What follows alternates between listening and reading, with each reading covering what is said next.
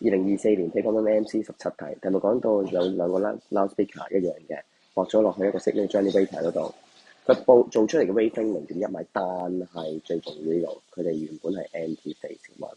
原本 anti-phase 嘅關係即係乜嘢啊？即係原本已經差差1/2個 lambda。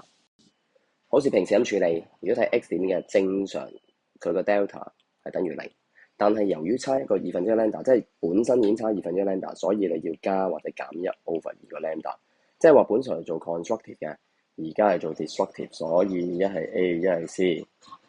好啦 ，P 點如是者 delta 咧就等於3減2.5，換句話說等於0.5米。睇翻 wavelength 0.5米，即係5個 lambda。